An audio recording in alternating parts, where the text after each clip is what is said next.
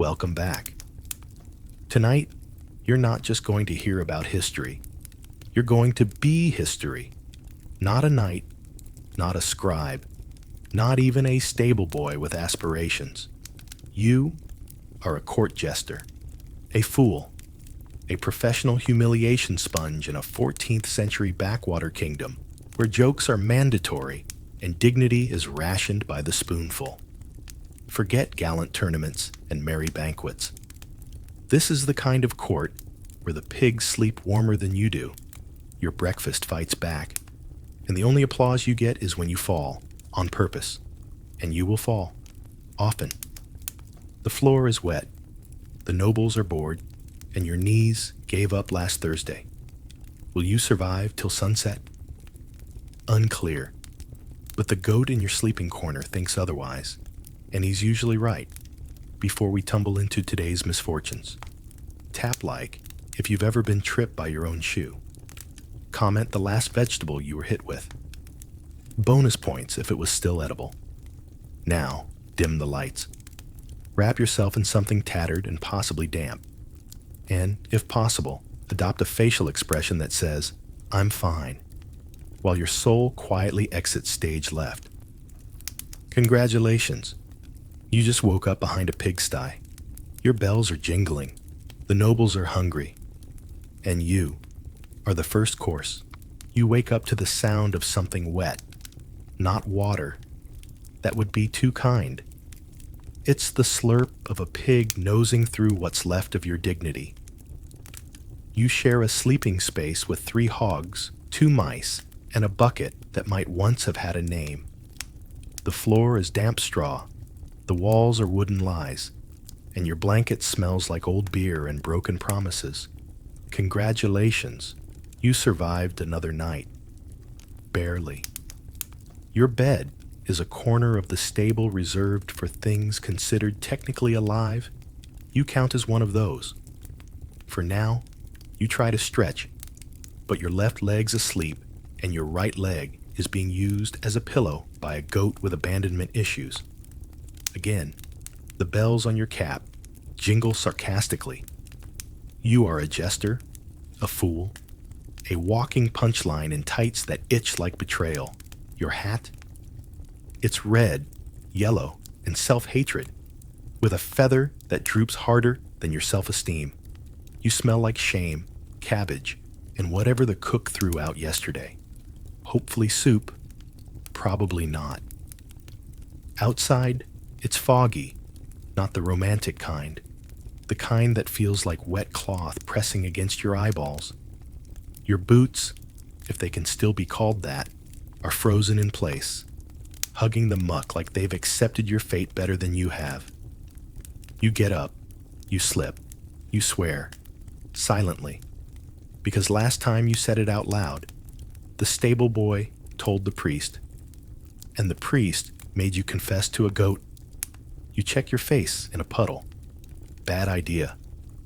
It reflects not just your features, but every life decision that got you here. Then comes the knock. 2 short raps. Your signal. Time to bring joy to the nobles. Which means time to make yourself the joke. Again and again and again. You sigh, put on your jingle hat, and step out into the gray. The pig snorts behind you, as if to say, break a leg. If only, the kitchen smells like scorched oats and authority issues. You arrive just in time to be ignored. The cook, a man built like a boiled turnip, looks you over and gestures at a chipped bowl near the floor. "That one's yours," he mutters, like it's a curse. Inside, half a ladle of something porridge adjacent. It jiggles when you move it. You're not sure if food should jiggle before it's in your stomach. You sit on the ground. Jesters aren't allowed at the table. A boy walks by and drops a crust of bread at your feet like he's feeding a squirrel. You thank him. He laughs. Wasn't for you. Okay. Across the room, the knights are laughing at something. Probably something you did, or something they think you did. It doesn't matter. You're the designated village embarrassment. No evidence required. A servant girl passes and wrinkles her nose. You smell like vinegar and regret. You smile. It's your default setting now. Even when it hurts. Especially when it hurts. Someone throws a grape at your head. You don't flinch. You just say, "Missed." They throw another. This one hits. "Got it," you say. Laughter erupts. You're doing your job? Apparently, you take a bite of the porridge. It tastes like someone boiled sadness in dirty socks. Then, the steward enters. Cloak swishing, mouth twisted like he just stepped in your paycheck. "Fool," he announces. "His Grace requests your company." You wipe your face with your sleeve. It makes things worse. As you stand, someone whispers, "Don't fall this time." You nod. Then you trip on your own shoe. More laughter. You bow, sweep your ridiculous hat off your head and say, "The day has officially begun." And unfortunately, so have you. The throne room is colder than the stables, and somehow less forgiving.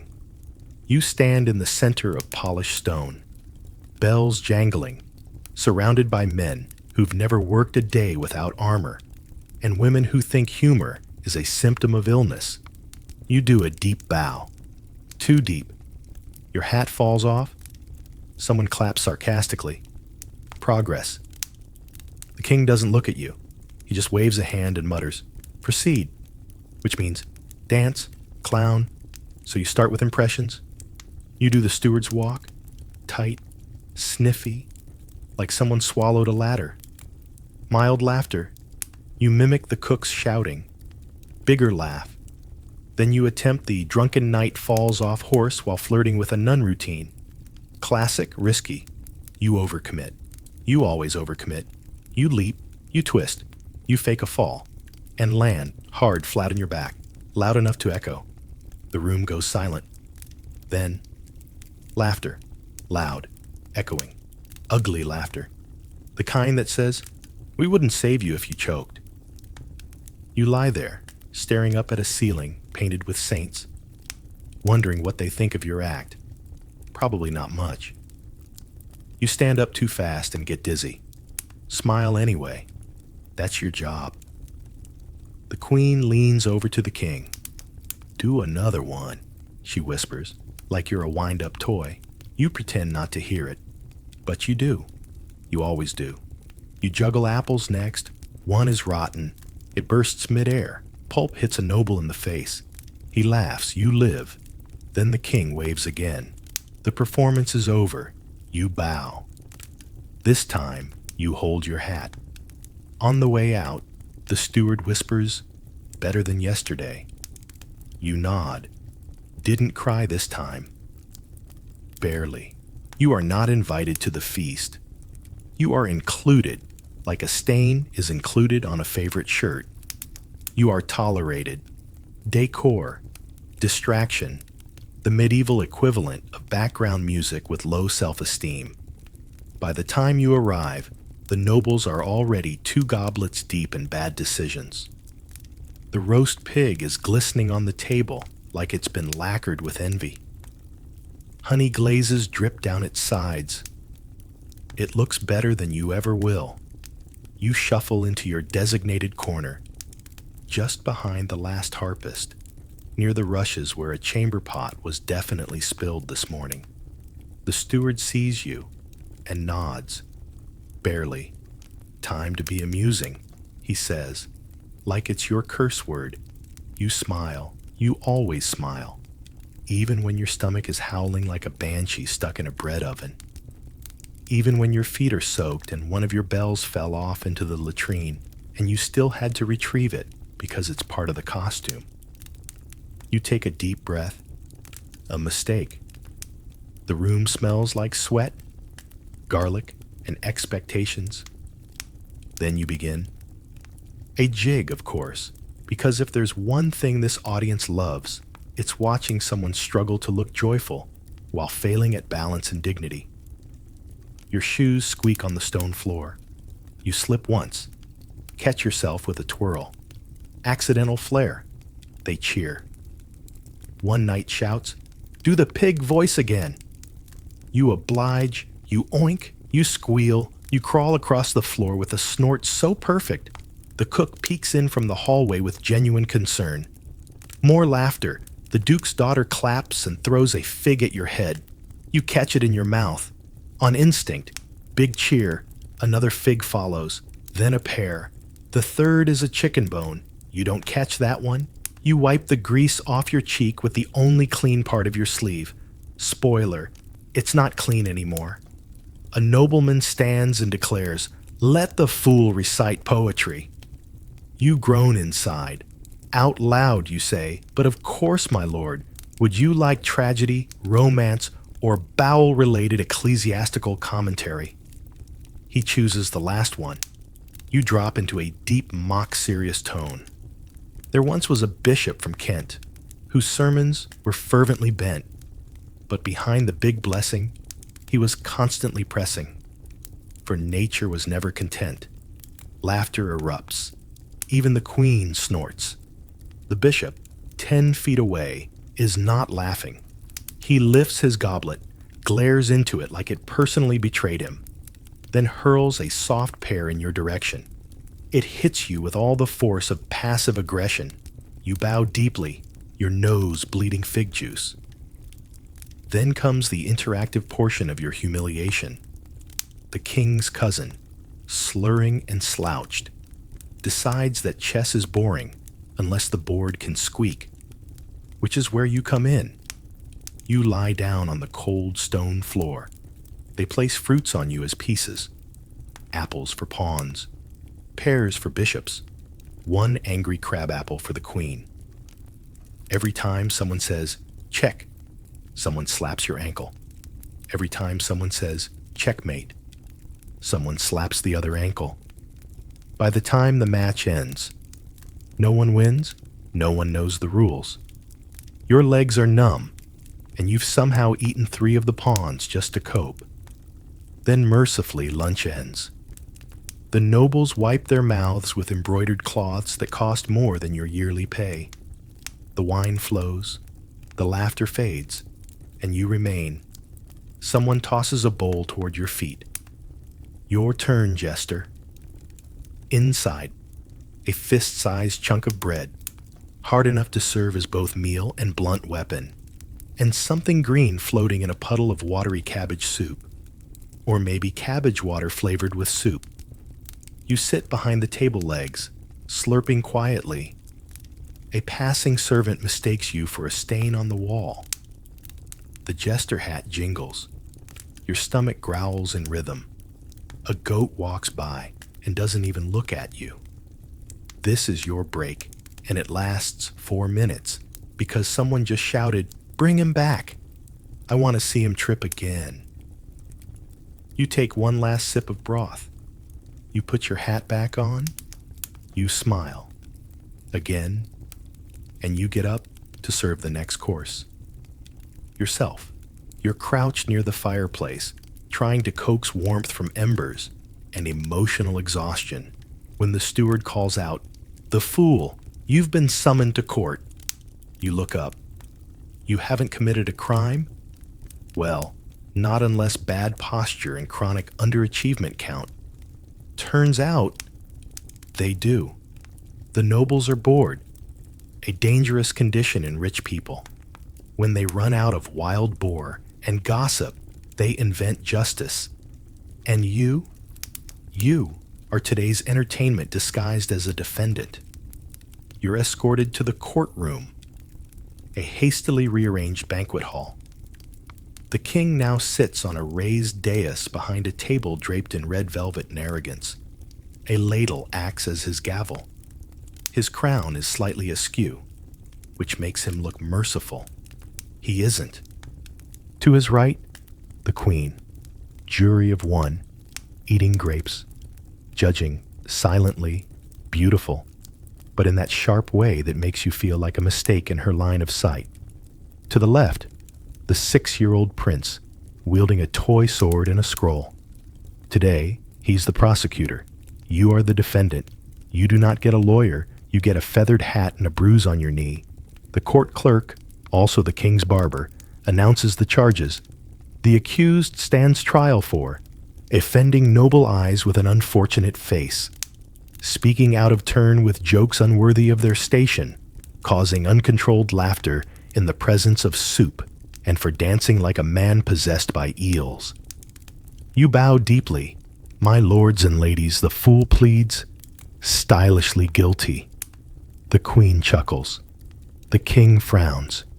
The prince narrows his eyes and bangs his toy sword against the table. Objection! That's too charming. The steward leans in to whisper, watch yourself. He sent a chicken to the stocks last week. You begin your defense. I was born this way, your graces. If I had the choice to look like a poet instead of a drop meat pie, I would have. But alas, this is the face God gave me. And then sat back and laughed. Polite laughter, mostly from the servants. The queen hides a smile behind her goblet. The prince rises. He is 4 feet tall and full of fury. Your honor, he squeaks.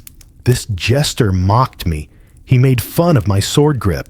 Said I held it like I was trying to butter toast with a snake. You didn't say that. You thought it, out loud, by accident. 3 days ago, the king raises an eyebrow. Is this true, fool? You nod.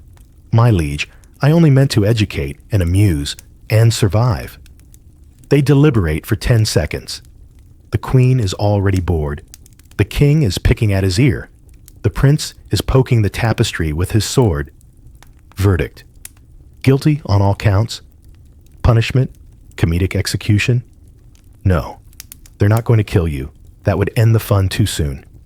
Instead, they sentence you to perform. The cloak of shame.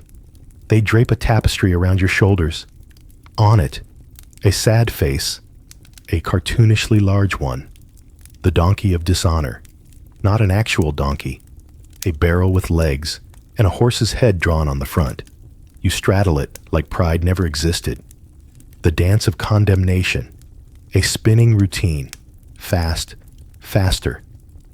Until your bells blur and your thoughts dissolve into nausea. You do it. You commit. Because if you fall too soon, they might bring out the cabbage throwing again. You spin. You wobble. You pretend to faint, just for flair. They love it. The prince is in tears, laughing, or maybe from sugar.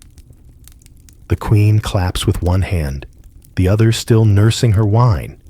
The king raises his goblet and toasts, to justice. You curtsy in your shame cloak. The barrel creaks. The tapestry falls. You finish by tumbling to the floor like a hero in reverse. A grape rolls toward you. You eat it. A pit. Of course, you crawl off stage, metaphorically and literally. And as you leave, someone mutters, that was better than last week's goat trial. You agree, because last week, the goat won. The trial is over. Your ankles ache from barrel riding. Your dignity is somewhere under the buffet table. And your shame cloak smells faintly of pickled onions. You think maybe, you'll get a break now. 5 minutes of silence, a moment to sit, a sip of something lukewarm and non-mocking. Wrong. Because the real event is about to begin, the public hour of merriment, the steward announces, also known among servants as public humiliation hour. It's where the nobles go outside to digest, and you go outside to be digested by mockery. The courtyard is already filling. Wooden benches line the edges like pews at a church built entirely on schadenfreude. Even the chickens look judgmental. You're given your tools. A squeaky puppet named Sir Fartsalot, a string of bells that's been peed on by something recently alive, and a wooden board painted with your own face, but sadder. You step into the center. A child immediately yells, "Do the face!" You're not sure which one he means, so you make 5. They laugh, you grimace. That's one of the faces. Then come the requests. Imitate the town drunk. You stumble, slur your speech, mumble about bread prices. Easy, imitate the bishop. You hunch, wheeze, and pretend to read scripture through gas. Risky, but worth it. Imitate Lady Margot's laugh. You pause. She's right there. You do it anyway. It's high-pitched, nasal. Sounds like a goose choking on a trumpet. The crowd screams with delight. Lady Margot does not. She narrows her eyes, steps forward, and, without a word, throws her handkerchief at your face. It's monogrammed. You wipe your nose with it. Improvisation, someone cheers. Then the children join in.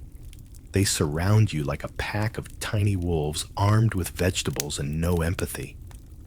One tugs your bells. Another steals your puppet. You keep smiling. You're paid in room, board, and emotional damage. Then, the older brother arrives. 14, smug, armed with a turnip. He stands in front of you and says, "Dance, fool." You bow and ask, "What style would your lordship prefer? Scared mouse or dying moth?" He says, "Both." So you do both. Simultaneously. It ends with you flat on the ground, flailing like a nobleman's conscience. Huge applause. Then he kneels beside you and whispers, "You'll never be anything but a joke." You smile, because that's the only thing they've ever let you be. The crowd starts to thin. The nobles retreat for wine and conspiracy. The children return to their tutors and sugar comas. You're left alone with the puppet, the bells, and the turnip, which no one even lets you eat. You sit in the dirt just for a moment. The puppet falls over beside you, its painted eyes staring into nothing. You sigh. Then the steward leans out the window, breaks over. The queen wants you to play a carrot in the next pageant. You nod. Of course, you're not a person. You're a prop with knees, and the show must go on. The sun is setting. Technically, it's hard to tell behind the fog and your own cynicism. Your shadow stretches across the courtyard like it's trying to escape you. It can't. Neither can you. You limp toward the kitchen, where the scent of roasted meat dances just far enough away to be insulting. Your stomach rumbles like distant thunder. No one hears it but you. Inside the kitchen, there's warmth. Yes, but not for you. The fire crackles. The stew bubbles. The cook glares. "You again?" he mutters.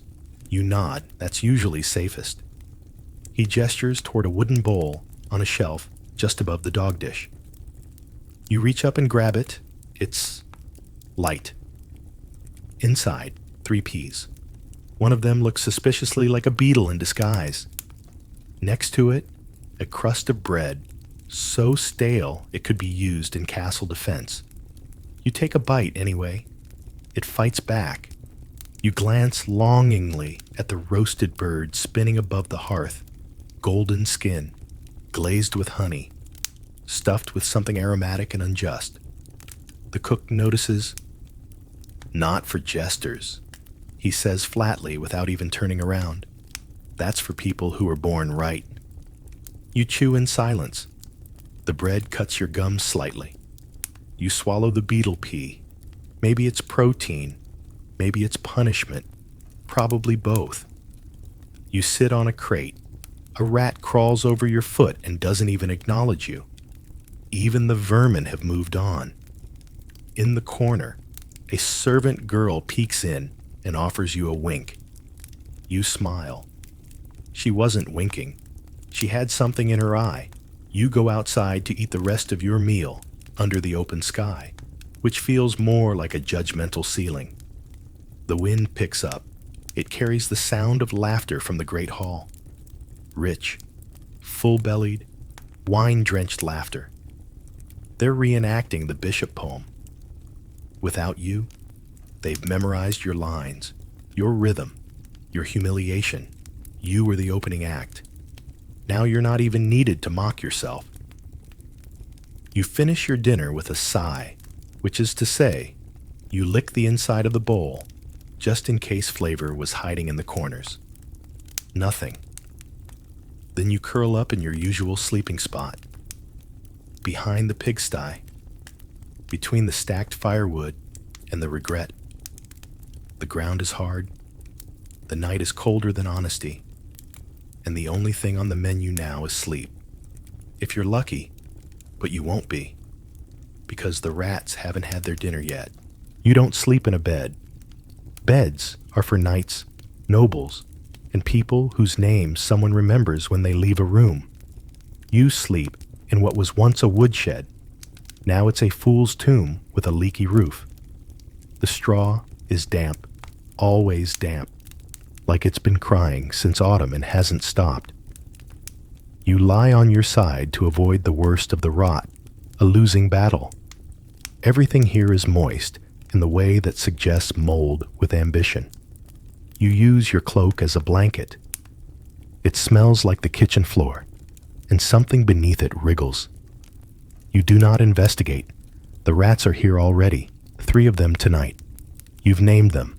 Sir Chews-a-lot. Lives near your feet, eats everything except despair. Margot, missing one ear, hates you, probably rightly, Bishop, drools, might be part possum. You're not sure. They don't bother you anymore. They're the most consistent relationships in your life.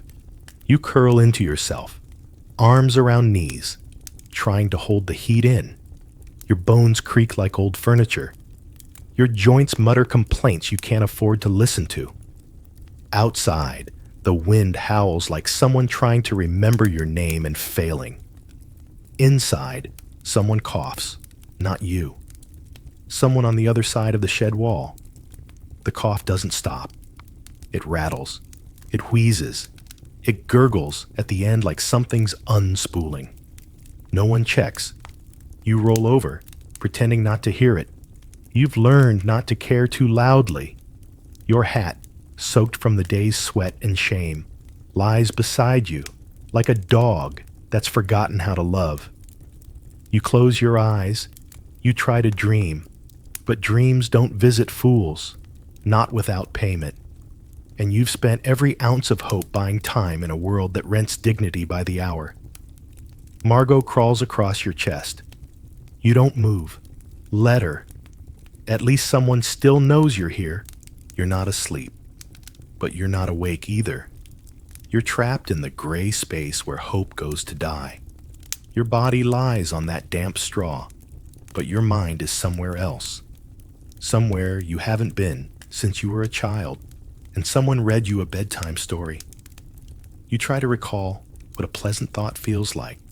A warm blanket, a soft pillow, a world where laughter isn't ammunition. Instead, your memory gives you the taste of stale bread and the echo of yesterday's giggles, the ones directed at you, not with you. Your eyes drift open, then shut again, as if the world outside your lids is too cruel to face twice. You hear footsteps, soft, careful, a pair of boots outside the shed, pacing. They stop. Someone is listening. You thought it was the stable hand, but the muzzle of a candle appears under the crack of the door. A face you don't know, half lit by wax, stubble, and sadness. They cough. You cough back. No shame. You've shared worse. They slip something through the crack.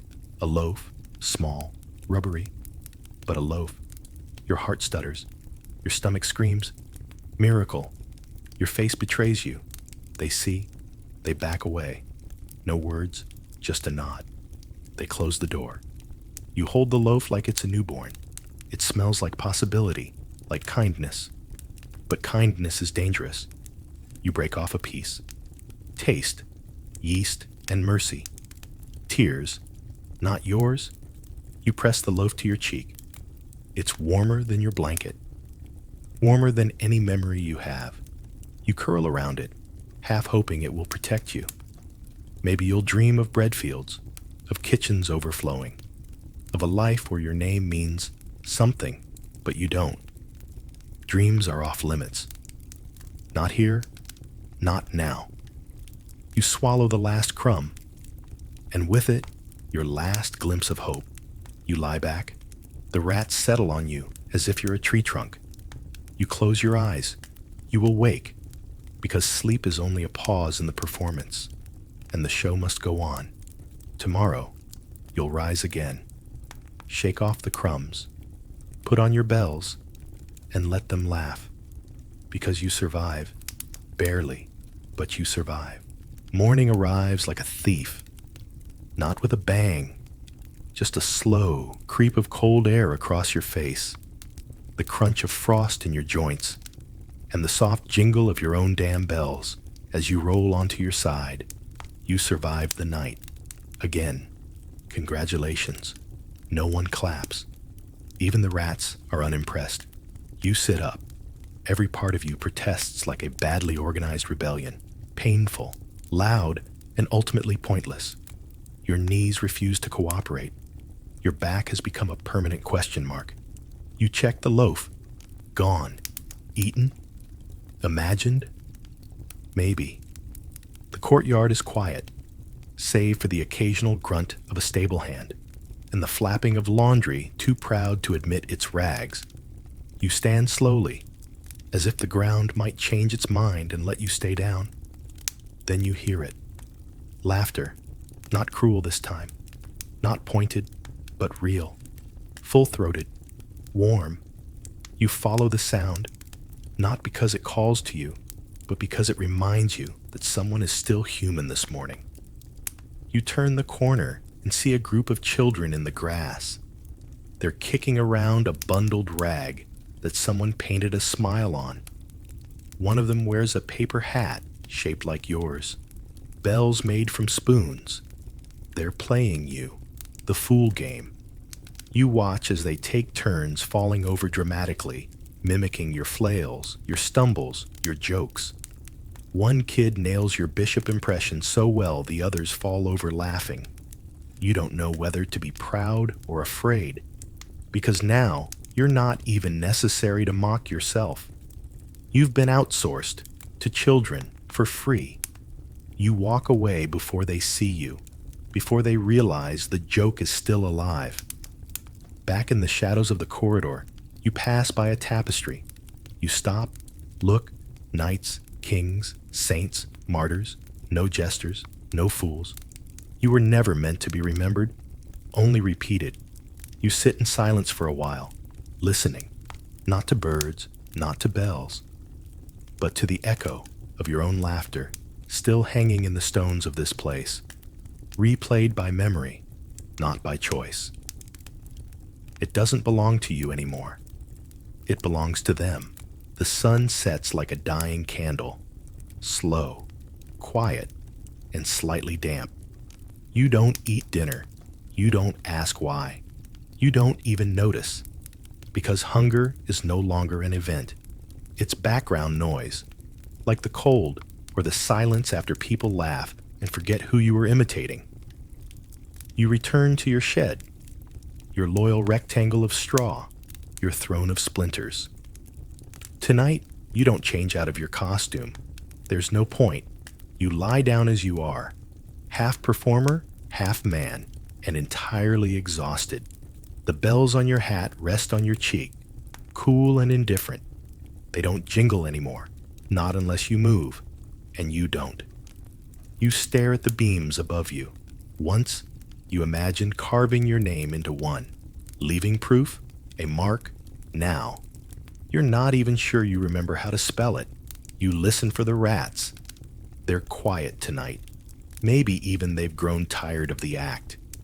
You try to sleep, but your mind plays reruns. The child screaming, "Dance, fool!" The queen's soft laugh that wasn't for you. The boy in the field pretending to be you and getting more applause in 5 minutes than you've had in 5 years. You roll over. The straw pokes your skin. It doesn't hurt. Nothing new does. You exhale, long, slow, final. If death came now, you wouldn't resist.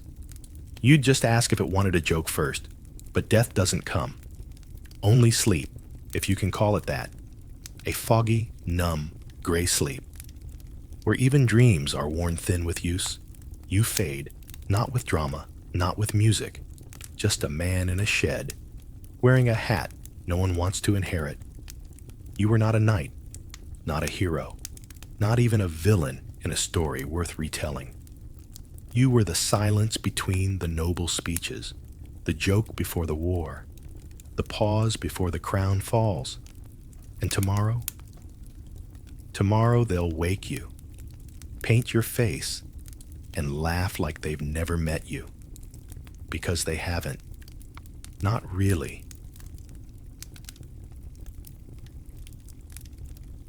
You wake up to the sound of something scurrying, probably a rat, hopefully not a ghost. Your bed is a pile of straw that's more splinter than comfort. It smells like old sweat and boiled cabbage, and that's on a good day. Your back hurts, your knees hurt, your soul hurts. But there's no ointment for that. You sit up, your head hits the low ceiling. Again, you mutter a curse. The rat mutters one back. Probably, you reach for your axe. It leans by the door like a tired coworker, not excited to see you, still sticky with something red and definitely not paint. You grab your whetstone. It's chipped, just like your reputation. You start sharpening. It squeaks, groans, resists. Like everything else in your life, the blade needs to be perfect, because today, someone dies. And you're the reason. You test the edge. It nicks your thumb. Good. That means it's working. You lick the blood. There's no towel, no soap, no one watching. Your stomach growls. Breakfast? Maybe later, if the baker lets you in. Last time, his kid cried just seeing your face. You step outside. It's cold, damp, judging. A neighbor walks by, doesn't say hi. She used to. Before her cousin disappeared, you didn't do it. But you may have watched. You walk toward the square. Boots heavy, thoughts heavier. Every step says, you're not a hero, you're not a villain, you're a tool. You arrive before the guards. As always, the block is still stained. You wipe it with your sleeve. Why? You don't know. It won't help. A crow lands nearby. It stares at you. You stare back. Two professionals, doing jobs no one respects. You sigh. Sharpening's done. Now comes the hard part, making it look easy. Your work uniform waits in the corner, folded? No, crumpled like shame after confession. It's black, of course, not sleek. Dramatic black. More like mildew-soaked potato sack. Black. You pick it up. It's damp. From what? Rain? Sweat? Time? Unclear. Unimportant. You pull it over your head. It clings in all the wrong places. It smells like mold and old metal. A scent they don't sell in bottles. You tie the belt. It sags. You add the hood. It droops. You look in the mirror. Wait, no. You don't own a mirror. Too risky. You check the boots. One sole flaps when you walk. The other leaks. You're basically wearing soggy betrayal. Your gloves. One is torn. The other is missing. You grab a sock and call it a compromise. Fashion in the 1300s is just survival. Outside, children peek and giggle. Look, Mama, the man who makes people stop moving. Their mother pulls them away. Fast. Like you might do your job right then and there. You wave. They don't wave back. You head to the courthouse. There's a list posted. Today's name is written in shaky ink. You recognize it. Everyone will. A thief? No. A rebel? Big crowd expected. Which means more eyes, more judgment, more accidental elbows in the ribs from guards pretending to secure the area. You take a deep breath. It doesn't help. Back at the square, the platform is ready. Your assistant is not. He's late. Again, you secretly hope he's quit or run away. No one ever does. You lay your tools out. Axe, spare axe, cloth, rope. your one clean rag, stolen from a monk who probably deserved it. You rehearse the swing in your mind. Smooth, clean, no screaming. One can hope. As you kneel to tie your boot, someone throws a cabbage. It misses. You pretend not to notice. Being the executioner means being invisible until it's time to be unforgettable. And today, you'll be both. They say he stole a horse, but when you see him, thin, shivering, wrists too small for the chains, you wonder if he even knew how to ride one. Maybe he was just trying to leave. Maybe he just needed to be somewhere else for a while. Unfortunately, in this town, that's a death sentence. The guards shove him forward. He stumbles. The chain tugs. The crowd laughs. You don't. You've seen this too many times to find it funny. He looks 19, maybe 20. Definitely not old enough to have survived winter on his own, but just old enough to die for public morale. The magistrate clears his throat. He reads the charges like he's announcing dinner: horse theft, disrespect of property, suspicion of blasphemy. Though that part always finds its way into the script. The crowd reacts on cue. Booing, cheering. One man yells, "Make it fast." You recognize the voice. He sells pigs. 3 stalls down.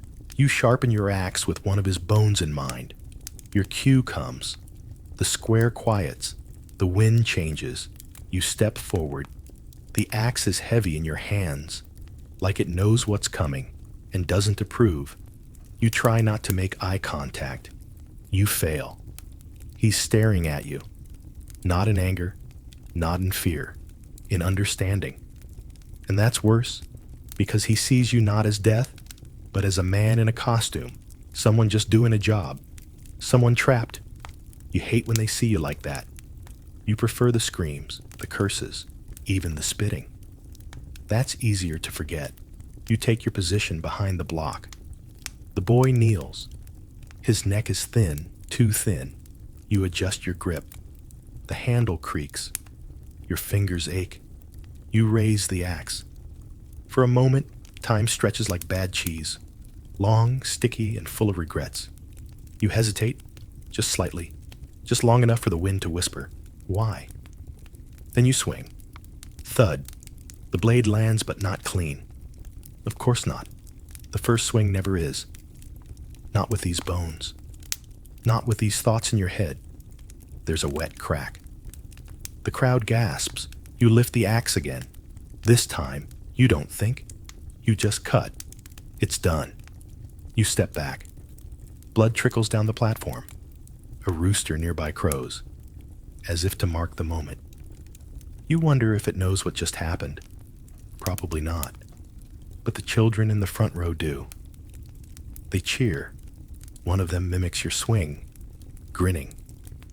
You make a mental note to be worried about him in 10 years. The body slumps forward. The head rolls a little too far. Someone giggles. Someone vomits. You ignore both. You wipe the blade on your sleeve. The blood leaves a darker stain than usual. You'll try to wash it tonight. You won't succeed. The priest approaches but doesn't speak. He murmurs something toward the body. Blessings, maybe. Maybe just noise to fill the silence. The guards untie what's left of the boy. They drag him away like a sack of mistakes. You're left alone on the platform. Again, you bend to collect your tools. A cabbage flies past your head. You don't flinch. They never throw rocks, only vegetables.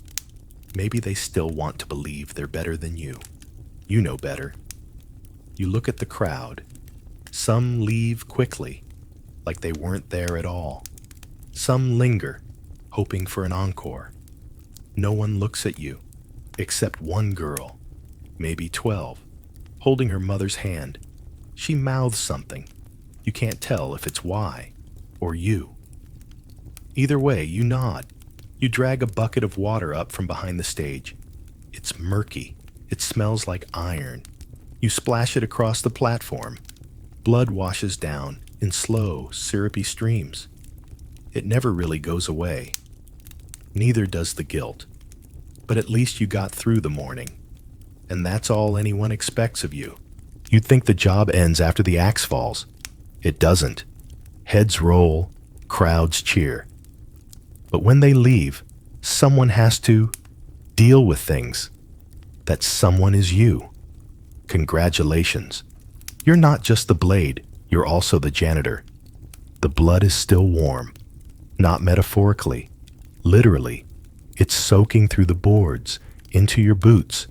The square has a drainage trench, but it's clogged. With what? You don't ask questions like that. Not if you want to sleep ever again. You grab the bucket. The water inside is brown, foamy, and smells like regret. You splash it on the platform.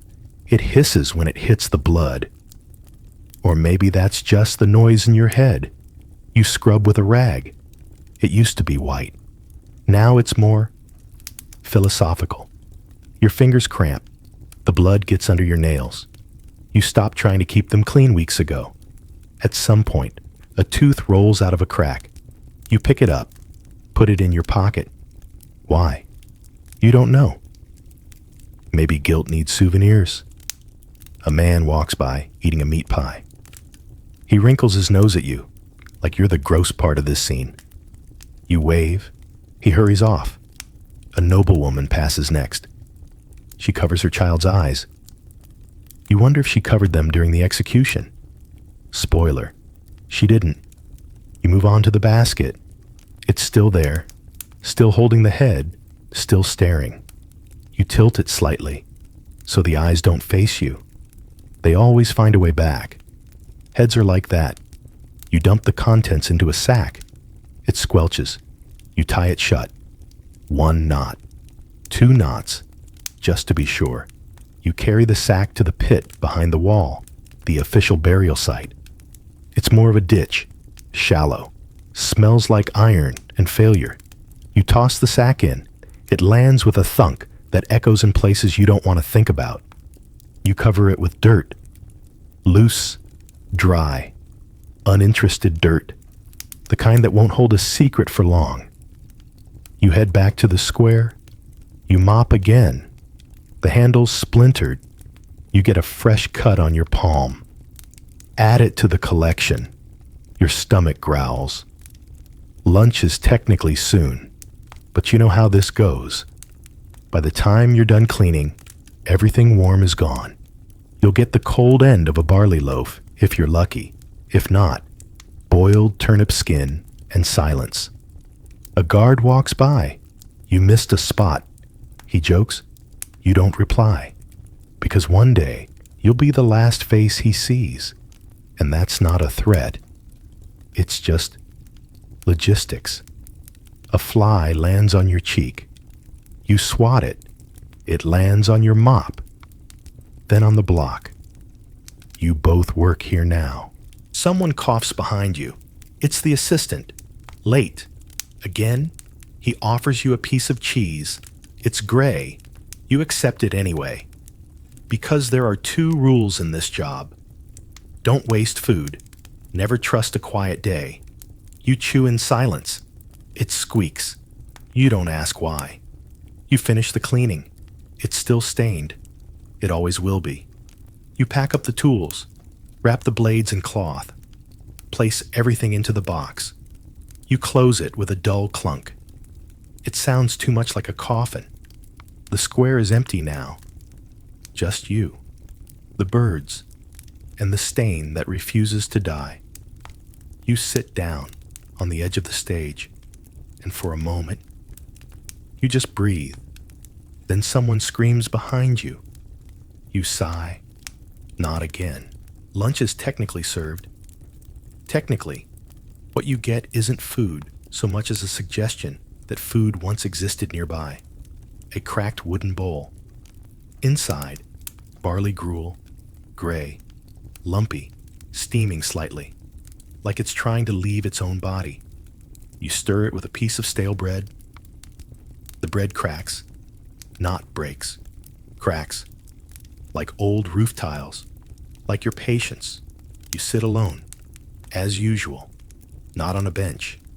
There's no space on the benches, not because they're full, because you can't sit there. They say it's bad luck, that sitting next to the executioner curses your next 3 meals, or makes your children grow extra fingers, or worse, makes people think you're friends.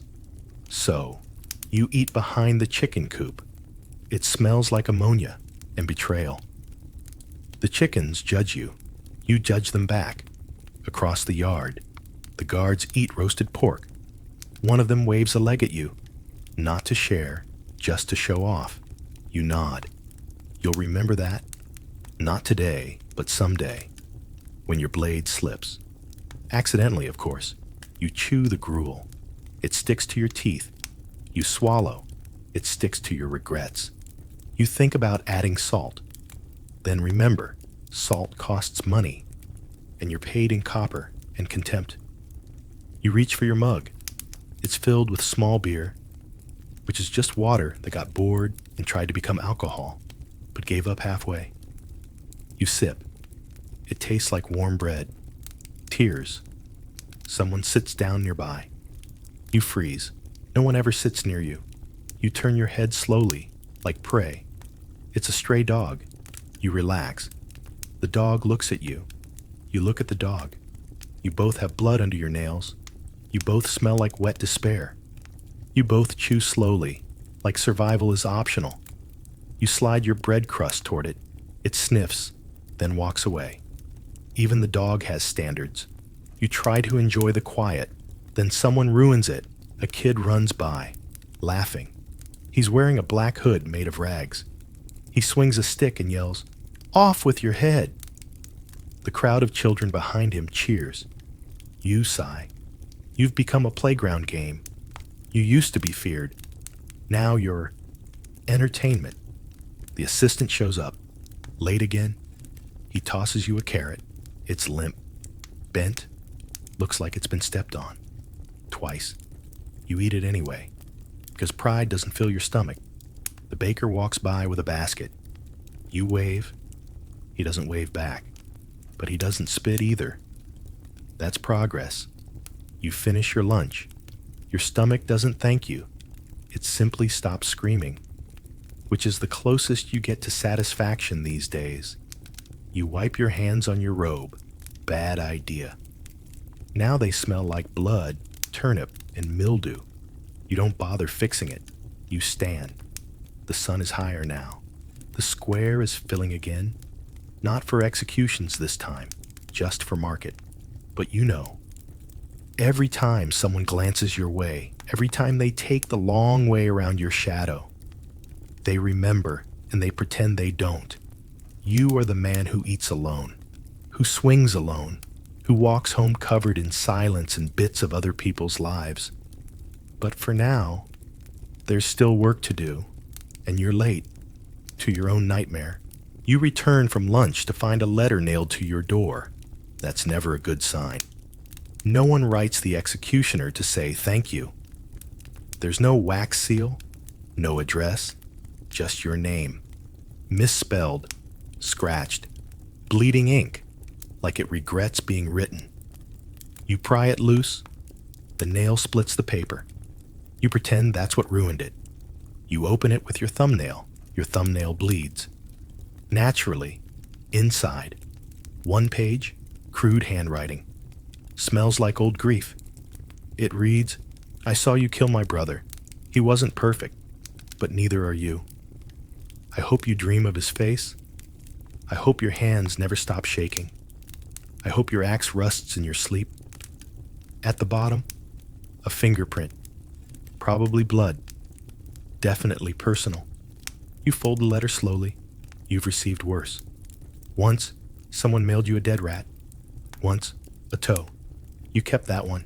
It was labeled. But this one, gets under your skin because it's honest, not theatrical, not dramatic, just quietly cruel. The kind of cruelty that sticks. You put the letter in the box with the others. Yes, the box. It lives under your bed. It creaks when you breathe near it. Inside, letters, threats. A drawing from a child who watched your last execution and said you looked sad like the moon. That one hurt the most. You wash your hands. The water is gray, like everything. You don't use soap. There is no soap, just cold and habit. You stare at your reflection in the bucket. The face looks familiar, but older, like someone trying to forget themselves from the inside out. There's a knock, the assistant again. He holds something behind his back. Another letter, he mutters. You hold out your hand. He hesitates, then drops it in your palm. It's sealed, with a wax imprint of a wolf. You know the symbol. It's from the sheriff's office. You open it. Inside, a list. 3 names, 3 crimes, 3 times you'll need to show up before sunset. One of them is a woman. You pause. Women are rare. The crowd gets louder for them. Blood sells better with long hair. You hate that you know that. The assistant shifts beside you. He doesn't ask what's in the letter. He never does. That's why he's still alive. You step outside. The sky has darkened. Not with clouds, with buzzards. They circle low over the gallows, like they've read the schedule, like they know more than you do. You sigh. You check your blade. Still sharp, still yours. You take the letter from under your bed. The first one, the one written in delicate script years ago, from your own brother, before he left town, before he changed his name, before he stopped answering yours. It reads, "You're better than this. But I know you won't leave, and I know I can't stay." You fold it, put it back. You sharpen your axe, not because it's dull, because it's the only part of this job you still control. Tomorrow, more letters will come. They always do. Fan mail from hell, and you always read them, because you want to know how far you've fallen and who's watching. You come home before the sun does, not because you're fast, because you have nowhere else to go. Your house isn't really a house. It's a box pretending to be a shelter. 1 room, 1 table, 1 bed, 1 axe. The air inside smells like wood, damp wool, and something that used to be bread. You ignore it, like you ignore most things now. You sit down. The chair creaks. You creak louder. There's no fire, no candle. You can't afford light and nightmares at the same time. So you sit in the half-dark and start your ritual. Counting, no prayers, no dinner. Just counting. You reach under the bed, pull out the ledger. It's not official. No one asked you to keep it. No one wants you to. But you do. Because if you don't write them down, you'll start seeing them in your sleep. And you'd like to at least pretend there's a difference. You open to the last page. Date. Today. Name. Unreadable now. Smeared with blood. Crime. Horse theft. Outcome. 2 swings. Head rolled. Eyes open. You stare at the line. You add a dot. You underline it. You move on. You flip backward. Past names, past crimes. 1 swing. 2 swings. 3 swings. Botched. Screamed. Didn't scream. Laughed. That one still bothers you. You stop at the name Thomas H. The boy who thanked you said it was an honor.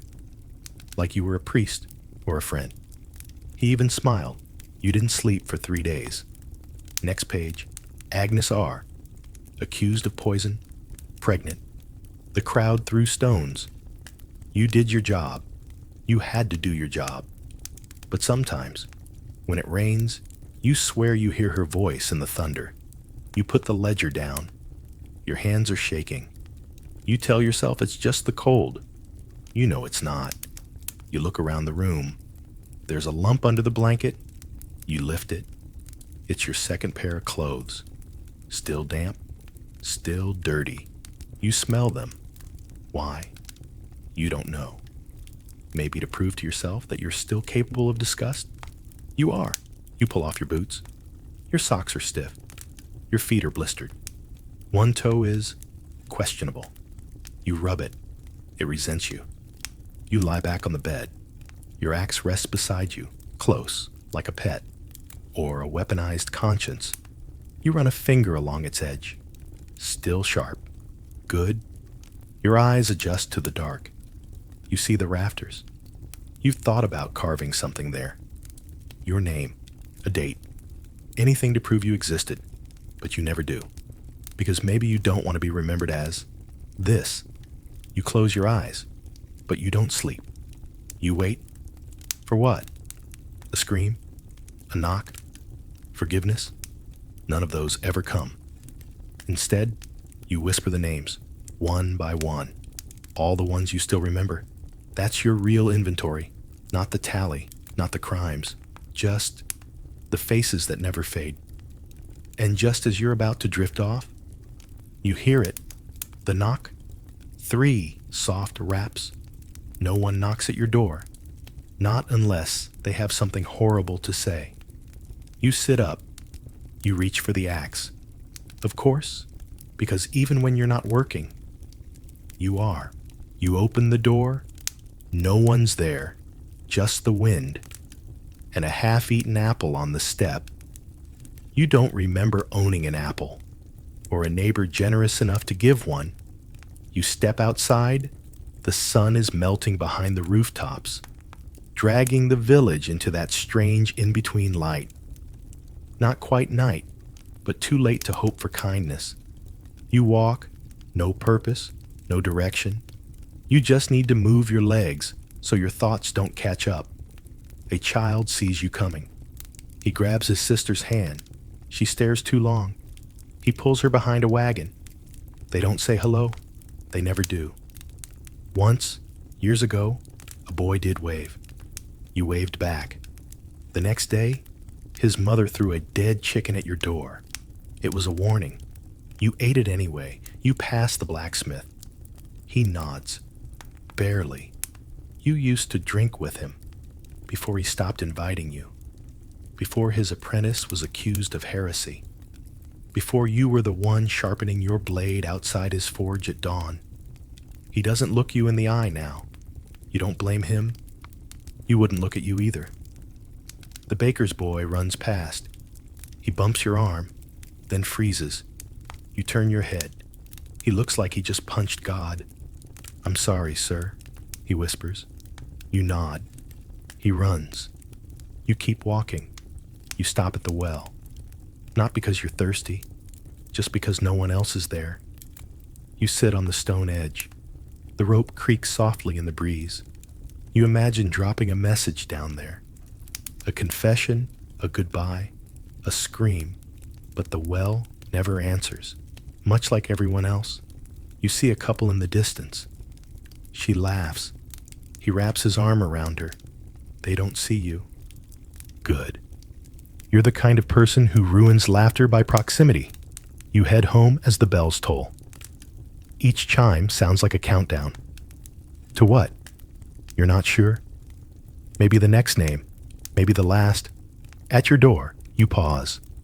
There's a small pile of rocks, deliberately stacked, one on top of another. 4 stones. You've seen it before. It's a child's game, or a warning, or a prayer. You don't know which. You leave it untouched. Inside, the room feels smaller. Not physically. Existentially.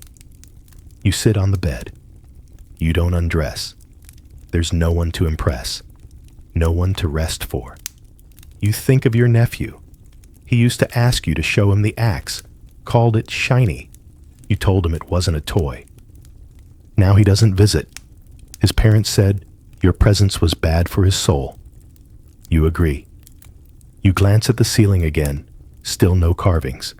Still no proof you were here, except for the smell and the silence.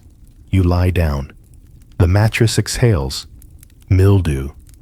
You face the wall. You whisper, "Good night." No one replies, because kids don't say hello anymore. And adults? They stopped trying years ago. You can't sleep again. So you do what you always do. You pick up the axe and go outside. Behind your shack, there's a stump. Old, cracked, loyal. You've hit it more times than you've hit people. Barely. You place a log on top, round, wrapped in cloth, not suspicious at all. Except for the eyes you carved into it last winter. You don't remember why, or maybe you remember too well. You take your stance, lift the axe, swing, thunk, too shallow, swing again, crack, better, again, until your breath stutters, until your thoughts stop saying names. You pause. The cloth has slipped. The wooden face stares back. It's smiling. Somehow, you hate that. You drop the axe, sit on the grass, cold, wet, quiet. You think about the first time you practiced. You thought you'd become skilled, precise, respected. Instead, you got efficient and alone. You stare at the face. You whisper, sorry, you don't know to who. Probably everyone. The wind answers with silence. You wipe the blade on your sleeve. That was the clean sleeve. Of course, you go back inside, lie down. The axe rests beside you. The practice head stays outside, smiling, waiting. You close your eyes, and tonight, thankfully, you don't dream. You wake up. You don't remember falling asleep, but your eyes open to darkness, and your body aches like it's been apologizing all night. Your mouth tastes like wood smoke and iron. Your fingers are curled into fists. You don't know why. The axe is still next to you. It always is. You don't trust locks or memories. You sit up. The room hasn't changed. Still one chair, still one table, still one you. You dreamed. You think.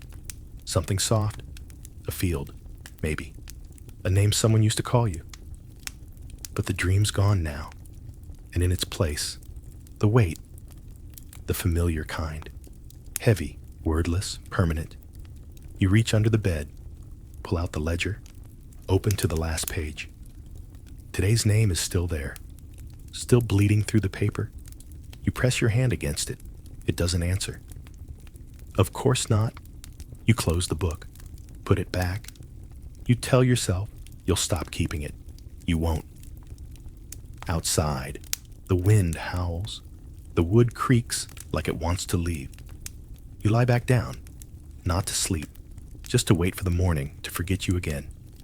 Your eyes flutter, almost, but then you hear it. Laughter, soft, cruel, not yours. You sit up, hold your breath. It's not in your house, it's in your head. Still, you check the door. Still, you grip the axe. You pace. You count the steps from one end of the room to the other. 7.5. You count again. Still 7.5. That's what your life is now. A loop. A hallway with no exits. An inventory of names and regrets with no receipts. You try to lie down again. You don't bother removing your boots. There's no point. No one will see. No one will care. You turn your head to the side, stare at the wall. You think about carving something there. Your name, your last thought. Just one word. But you don't move, because dreams aren't allowed. Not here, not anymore. You lie still. The room doesn't move. The air doesn't stir. Even the rats seem tired of you. The mattress groans under your weight. It smells like old sweat and failed redemption. You pull the blanket over your face. It doesn't help. You can still feel the night watching. You try to sleep, try to find a corner of your mind that isn't haunted, a memory that isn't soaked in red, a thought that isn't someone's last. You fail. You shift. The axe slides slightly on the floor beside you. You reach down, touch the handle. Still there, still sharp, still the only thing in your life that behaves. You listen, not for danger, just for proof that the world still exists outside your door. An owl, a cough, A drunk stumbling home from someone else's mistake. Life goes on, not for you, but for everyone else. You close your eyes again. This time, it almost happens. Almost. But then the ledger comes back. Page after page. Names like drum beats. Faces like paintings you can't stop staring at. Some smile, some scream. Some ask you why. You never answer. You don't know how. You turn to your side. The straw pokes your back like tiny accusations. You whisper something. Maybe a name. Maybe a prayer. Maybe a confession. No one hears it. Not even you. The night stretches. Too long to rest. Too short to matter. Eventually, your body gives in. Not to comfort. To exhaustion, you drift. Not into dreams. Into nothing. Into blank silence that isn't quite peace. And that's how you sleep, if you can call it that. You weren't the king. You weren't the poet. Not even the villain in someone else's story. You were the hand, the blade, the silence afterward. No one builds statues for you, but everyone remembers your work. And tomorrow, you'll do it all again.